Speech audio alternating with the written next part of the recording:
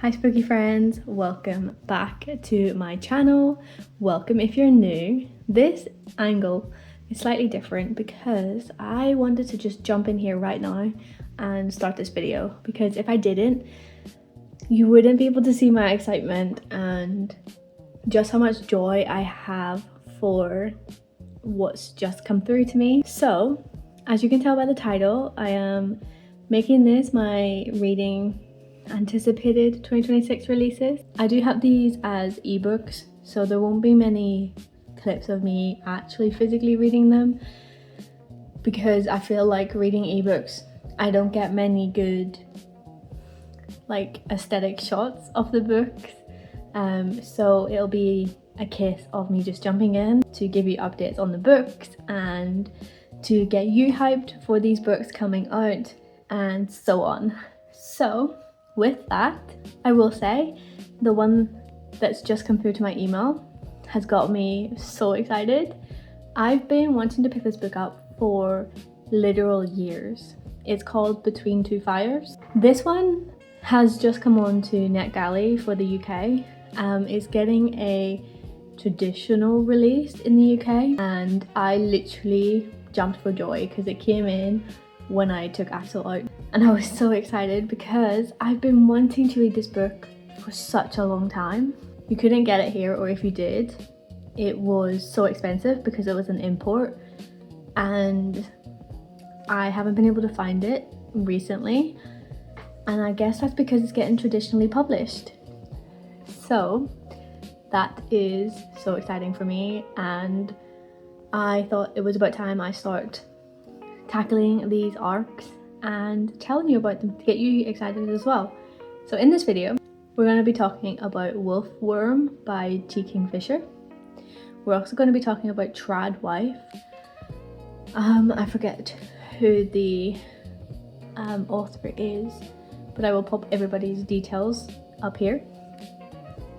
And also Between Two Fires. So those are the three books that I will be reading in this video, and I will be telling you all my thoughts and opinions on these books.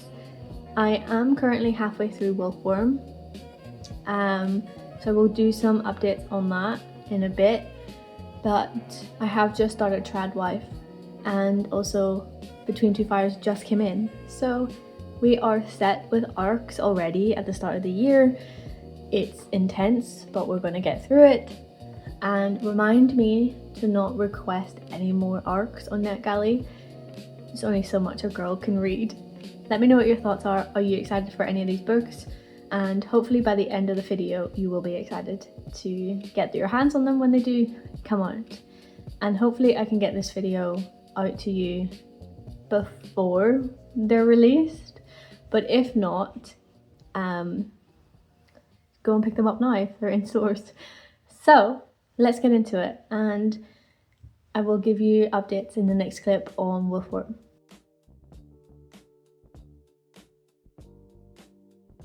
So I am a little bit of the ways through Wolfworm now, and I am really loving it. It is a creepy, like, bug-based story. So we're following a woman who is invited to a doctor's house who's kind of like a little bit odd, and she's there to help document his collection.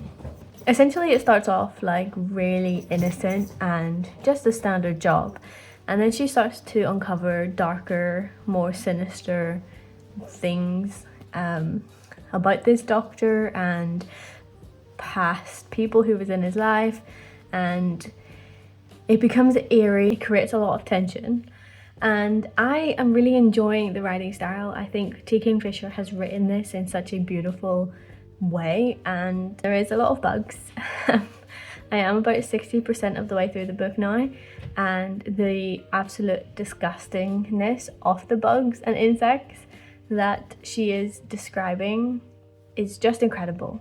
So yeah, like I said, I am currently loving it, and I'm excited to see where it goes from this point. I think now is at like the pinnacle of what's happening in the storyline, and we now have the crash, as I like to say, and I'm very excited to see what happens, if there's more tension that builds, if there's a resolution, or we actually find out what the Doctor is or does and what has happened to this mysterious woman who's just disappeared. So that's where it's at, and I think I will leave it there and give you more of an insight when I finished it, give you my full thoughts. It's currently going really well, and I'm excited to delve deeper into this story and to give you my full thoughts. So I've now finished reading Wolfworm by Kingfisher, and boy was that not disappointing. This is a story that is set in 1899. The story follows Sonia, who is a down on her luck scientific illustrator. She accepts a job with the Dr. Halder. He's a bit of a recluse and he needs help with cataloguing his insects. This is also set at his remote North Carolina manor, his estate. And so she joins him to work on this job, but it really doesn't take long for things to start to feel unsettling for Sonia. There's some strange animal behaviour, there's rumours, and also a mysterious fate of Dr. Halder's wife. And Sonia is starting to feel like things aren't exactly all that well with Dr. Halder's life. Sonia decides to take it upon herself to kind of research this and dig deeper into what exactly has gone on, and she then uncovers the disturbing background. There's obviously a very heavy theme of insects, like I said, because he is a doctor who works on insects and he has a massive collection. I feel like Kingfisher wrote these insects in such a creepy, macabre way.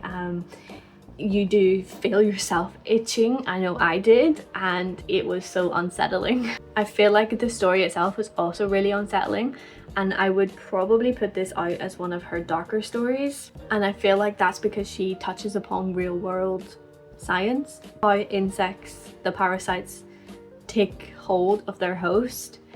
That's used in real life. There are certain insects who do this, and she wrote about it in such a dark, creepy way.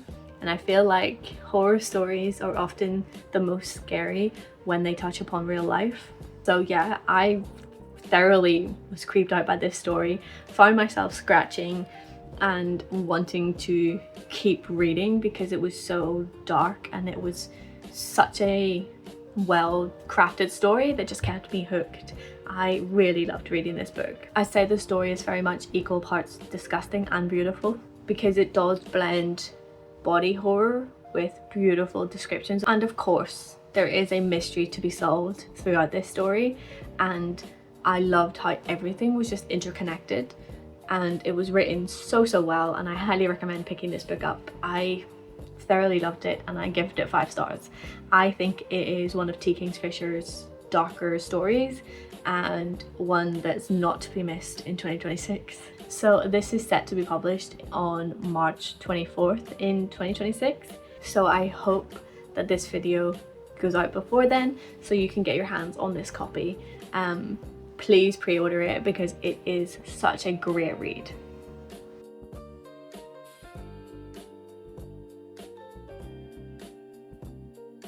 So I've now finished Tradwife. I really enjoyed this book. So Tradwife is basically like Rosemary's Baby meets The Digital Age, as well as with Given Consent. It's no secret, it's all in the marketing of this book and in the synopsis, that our main character Camille decides to have a baby with a demon, and it's all because her husband and herself have moved out into the countryside, this new area. Her husband Graham is very committed to his work, and Axel is playing with the tripod. Can you not? And so with his work, he's like always gone.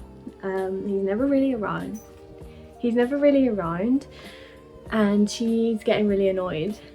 Essentially, she decides to have a baby and has it with a demon, and she pretends that it is her husband's and her child. Things start to go weird. Hey buddy. Things obviously go really strange during this whole ordeal. The characters were written in such an annoying way that it really did just hook me into the story. You often read a story rooting for your characters and like really enjoying their development, but our characters were both really dumb and really annoying, and I think that they were just written purposely that way. This whole trend of being like a traditional wife really got to Camille, and she's so focused on the trend aspect of it, and it's such an interesting concept to really deliver in a horror book. And I feel like this book definitely does touch upon the trend aspect and how it will shape someone's thoughts and literally lifestyle, and the measures that they will go in order to keep that lifestyle and also like actually deliver on what the trend of being a trad wife is, which is obviously a stay-at-home mum, cook, clean, all of that stuff. So that's like the premise, and like I said, our characters are really annoying. Camille is this smart, intelligent woman, but has like literally dumbed herself down to be this traditional wife that her husband has been wanting and has basically forced her into. Graham says he would provide for her and she won't have to work or do anything. He's gone all the time for work, and Camille is basically home alone, nobody around her, no friends, nothing. And she starts to go crazy in a way. She starts to learn that her husband smells slightly different. He's staying out later and later every time. He says that he's doing something else and then contradicts whatever he says later on. So it becomes a really difficult situation. And honestly, I hated Graham as a character. The way Graham speaks to Camille and just always demands like dinner, or it's how things are said.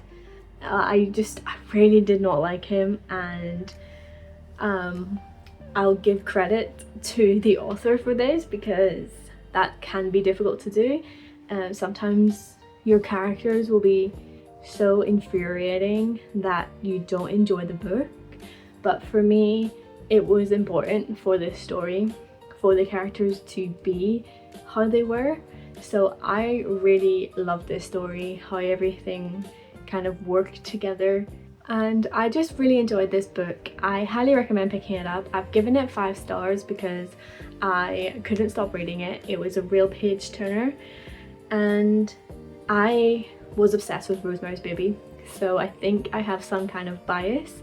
I enjoy demonic, sort of weird pregnancy horror stuff, so reading that does really hit as a horror story for me, and that definitely was delivered in Trad Wife with this demonic child. Descriptions and everything, it was really gory, and I really enjoyed this book, and I hope that this is one that you put on your TBR or that you kind of pick up. I think by the time this video goes out, this book would already be published, so do get your hands on it because it is such an incredible read. It's an annoying read, but it is so worth it, and yeah, I really enjoyed it.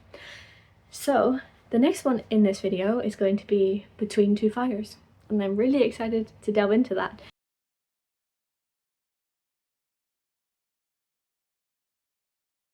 So I've now finished Between Two Fires, and a little bit about this story. It's essentially set in medieval France. It's very bleak. The setting And during this time period where the plague is very rife and people are dying off, it's just a bleak time in history in general. And this story is no different.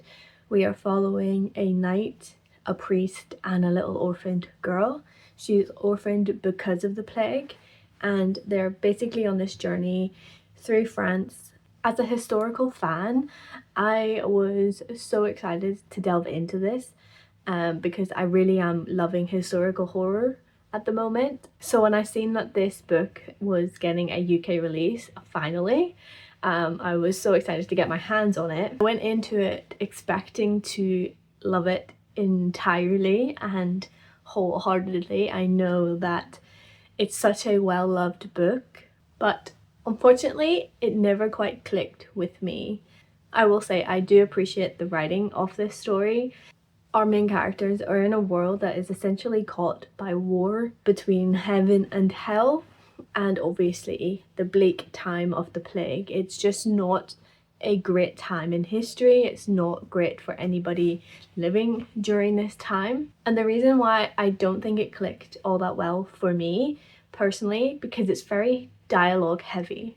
There's a lot of insights and dialogue focused portions of the story, and for me, I'm really all about like world building with obviously dialogue in there, but somehow this is very heavy set on the dialogue. And I do understand the moral and theological questions that were being explored throughout the story, because it is literally between heaven and hell, good and evil. And there are some stories that I do love that have that theming. Unfortunately, I just don't think that how this was all brought together really worked for me. I do enjoy how, as I've mentioned, the bleakness of the story is brought through in the writing. I do enjoy that aspect of the book. I just feel like a lot of it was rinsed and repeated. You would have certain chapters start with a grim encounter, and then how they're getting through it, then the outcome and the impact of that grim encounter. And then next chapter, another grim encounter, how they've solved it and the impact afterwards. It was a constant cycle through that, and I feel like for over 400 pages that was getting just a bit irritating to really read about.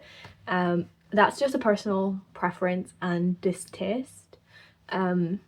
Obviously, if you are picking this book up, you probably will enjoy that aspect. I don't think that's something that I personally love. That's not to say this is a terrible book. It's one that I respect, I just don't enjoy. So I have given it an average rating. Like I say, I'm not telling you that this is a terrible book. Just out of preference and what I tend to enjoy, this doesn't hit the mark for me. But I do appreciate the story and what it was aiming to do. But yeah, just not for me. And I think that is the end of this video. So thank you for joining me on reading down my 2026 arcs. And at this point, after reading those 3, I do still have another 2 to read. I have been accepted to read on NetGalley in the last few months, so that's been interesting, and I need to reel it back in and not request too many on NetGalley so I don't get out of control in 2026. But thank you so much for watching this video. Let me know which book you're excited to pick up, or if there's any other 2026 books that are coming out later in the year that you're interested in. Do let me know in the comments. I would love to have that discussion with you. And I guess until next time, keep your pages turning and embrace the darkness. Bye!